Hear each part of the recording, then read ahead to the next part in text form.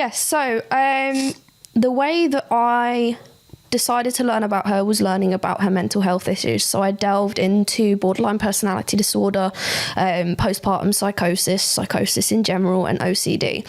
I think there's a lot of stigma around OCD in the fact that people don't quite understand it. I think a lot of people self-diagnose and say they have OCD if they like things orderly, and I'm like, that's not OCD. So my birth mother's OCD was religious paranoia. So the reason I was adopted, point blank, is she believed I was the spawn of Satan. So her whole pregnancy, she wouldn't touch her belly because she believed that she was transferring evil onto me.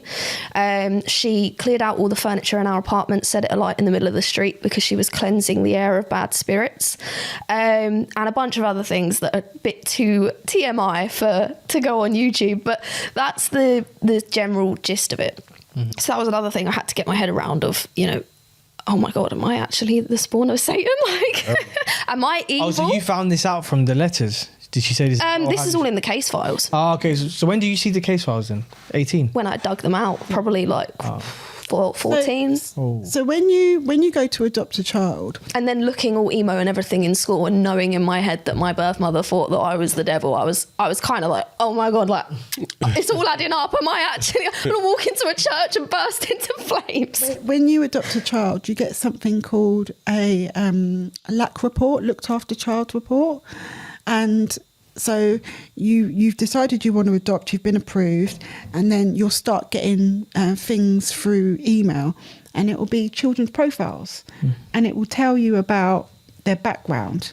And then when you express an interest, it'll be like what they call it, an elevator pitch, like a little, just touch on it a little bit. Then when you express an interest in that child, then they'll send you the whole thing, and it tells you everything about that child. So once you've adopted the child, you'll have their LAC medical, which is their medical report. So if they've been physically or sexually abused, you'll have all that information, and you'll have all their background information so far as you can get. You'll have all that as well. And also the social workers do something called a later life letter. So the social worker will personally write to that child and say, these are the circumstances I found you in. It's when you're like 16, yeah, 17. This is what your foster carer was like. You were such a lovely baby, blah, blah, blah, blah, blah. And then that's for your foster care, the adopter to give to you when you're, when they think you're mature enough.